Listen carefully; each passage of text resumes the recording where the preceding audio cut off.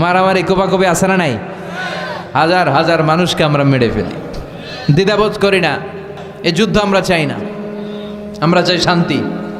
চিল্লায় বলেন আমরা কি চাই? আমরা যুদ্ধ চাই। কেমন করে এরা সুযোগ পায়? আমরা একটা তাফসির মাহফিলের অনুমতি নিতে পারি না।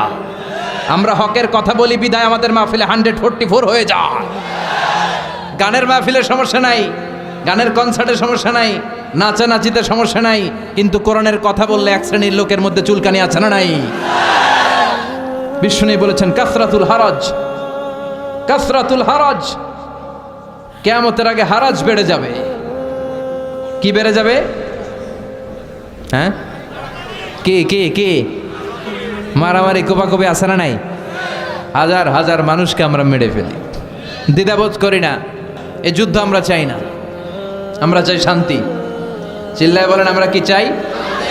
আমরা যুদ্ধ চাই। যুদ্ধ নয় আরে যুদ্ধ নয়, নয় আর কোন তাজালা, সেই পৃথিবী আমাদের সকল মানুষের হোক নিরাপদ আবাস। সেই পৃথিবী আমাদের সকল মানুষের হোক নিরাপদ আবাস। We don't want to see any war in the whole world. We don't want to see any war in the whole world. যুদ্ধ নয় আর যুদ্ধ নয়, নয় আর কোন তাজালাশ, এই পৃথিবী আমাদের সকল মানুষের হোক নিরাপদ আবাস। এই পৃথিবী আমাদের সকল মানুষের হোক নিরাপদ আবাস। We don't want to see any war in the whole world. We don't want to see any war in the whole world. চিল্লায় বলেন ঠিক কি না? আমরা কোনো যুদ্ধ দেখতে চাই? আমরা কোনো যুদ্ধ দেখতে চাই না। একটার পর একটা যুদ্ধ বিগ্রহে হাজার হাজার মানুষ চলে যায়। বিষ্ণু বললেন কাসরাতুল হারাজ, কিয়ামতের আগে হারাজ বেড়ে যাবে। সাহাবীরা বললেন হারাজ কি? বিষ্ণু বললেন হাযা হুয়াল হারাজ, এটা বেড়ে যাবে। বিষ্ণু বললেন যিনি মারছে, বুলেট মারছে, তিনি নিজেও জানে না কেন মারছে, উপরের নির্দেশ। কথা কন, উপরের নির্দেশ আছে না নাই? বুলেট মেরে দিচ্ছে, কেন মেরে দিচ্ছে, ওর অপরাধটা কি, এটাও জানার প্রয়োজন বোধ করে না। উপরের ফোন এসেছে, শুট করে মেরে ফেলে আছে না নাই? শুট করে গুম করে ফেলে আছে না নাই? ক্রস ফায়ার করে ফেলে আছে না নাই? কেন মারলো সেটাও জানতে চায় না। বিশ্বনবীর বাণী, কিয়ামতের আগ দিয়ে শুট করা হবে, হত্যা করা হবে, মেরে ফেলা হবে, কেন মারলো সে জানে না। আবার যাকে মারা হলো সেও কেন মরলো সেও জানে না। রাস্তা দিয়ে হেঁটে যাচ্ছে, ধরে নিয়ে গুম, ধরে নিয়ে খুন, ছুরি মেরে দুনিয়া থেকে বিদায়, এরকম ঘটনা এদেশে আছে না নাই? কেন মারলো, কেন হত্যা করা হলো, কেন রক্তপাত করা হলো, কেন অন্যায়ভাবে তার জীবন হরণ করা হলো সে নিজেও জানে না। তার মানে বিশ্বনবী যা বলেছেন তার প্রতিটা অক্ষরে অক্ষরে মিলে যায় কি যায় না? আমাদের বাংলাদেশে এই দৃশ্য আছে না নাই? অন্যায়ভাবে হত্যাকাণ্ড আছে না নাই? কথার সাথে হুবহু মিলে যায়। আমানতের খেয়ানত আছে না নাই? সাহাবীরা বললেন কাইফা ইদাআতুহা ইয়া রাসূলুল্লাহ, আমানতের খেয়ানত কেমন করে হয়? বিষ্ণু বললেন ইদা উসিদাল আমরু ইলা গায়রি আহলিহি ফান্তাযিরিস সাআ, যাকে যেই চেয়ারে বসানো হবে সে যদি ওই চেয়ারে বসার যোগ্য না হয়, আর যদি তারে ওই চেয়ারে বসিয়ে দেওয়া হয়, তখনই কিয়ামত হয়ে যাবে। এখন এই আলামত আছে না নাই?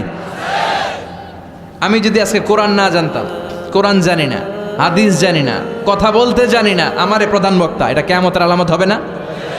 যিনি মসজিদের সভাপতি হওয়ার যোগ্য তারে না বসিয়ে, যার নামাজ নাই, যার ওযু নাই, যার রোজা নাই, তারা যদি বসিয়ে দেওয়া হয়, এটাই কিয়ামতের আলামত। চিল্লা এখন ঠিক কিনা? সভাপতি হওয়ার যোগ্যতা নেই সভাপতি, সেক্রেটারি হওয়ার যোগ্যতা নেই। মসজিদের সভাপতি সেক্রেটারি তো সে হবে যার সাথে মসজিদের আলাকাত বেশি, যে মসজিদরে ভালোবাসে, যে সিজনাল নামাজি না, 5 ওয়াক্ত নামাজ আসার চেষ্টা করে, যে মুয়াজ্জিন না থাকলে নিজে ঝাড়ু দিয়ে মসজিদ পরিষ্কার করে দেয়। কথা কন। এখন এর উল্টো হইলেই তো আমানতের খেয়ানত। যে শিক্ষক হওয়ার যোগ্যতা রাখে না, এরা যদি প্রাইমারি স্কুলের প্রিন্সিপাল বানায় দেন, দেশের অবস্থা কি হবে? যে মন্ত্রী হওয়ার যোগ্যতা রাখে না, এরা যদি মন্ত্রী বানিয়ে দেন, যে এমপি হওয়ার যোগ্যতা রাখে না, এরা যদি এমপি বানিয়ে দেন, যে নেতা হওয়ার যোগ্যতা রাখে না, এরা যদি নেতা বানায় দেন। যে ইমাম হওয়ার যোগ্যতা রাখে না, ওরা যদি ইমাম বানায় দেন, এটা কিয়ামতের আলামত। কথা কন। আবার তিরমিজির বর্ণনা বিশ্বনবী বলেন, ওয়াকানা জাইমুল কওমি আরযালাহুম, কিয়ামতের আগে সমাজের সবচেয়ে বড় চোর, বাটপার, বদমাশগুলো নেতা হয়ে যাবে। তাদের নেতৃত্ব মেনে নিতে হবে বাধ্য হয়ে। ভয়ে লোকজন তাদেরকে সালাম দিবে, অন্তরে তাদের জন্য কোনো ভালোবাসা খুঁজে পাওয়া যাবে না। প্রতিটা কথা বিশ্বনবী কেমন যেন বাংলাদেশ দেখে দেখে বলছেন। চিল্লা এখন ঠিক কিনা?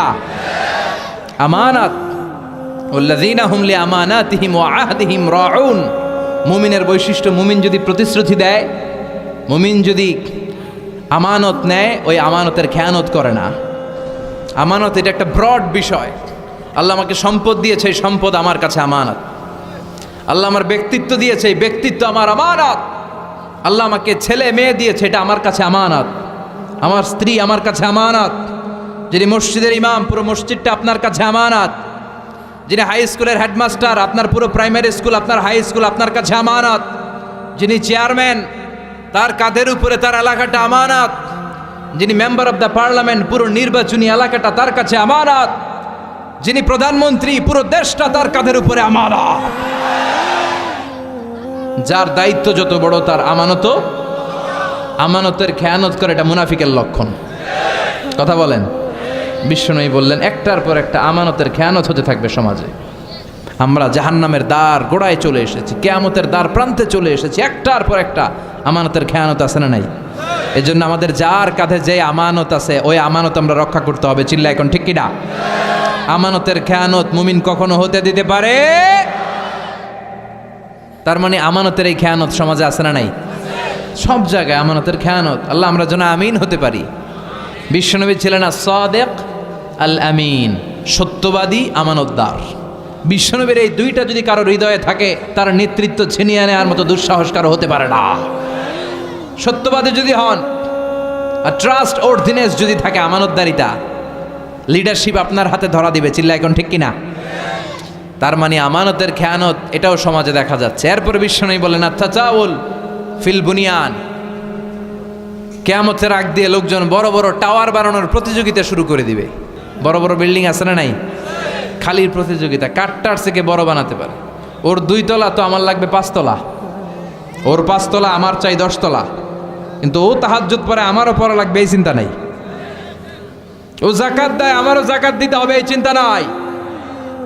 People will start to compete in constructing high-rises building in the cities. লোকজন সমাজে বড় বড় টাওয়ার।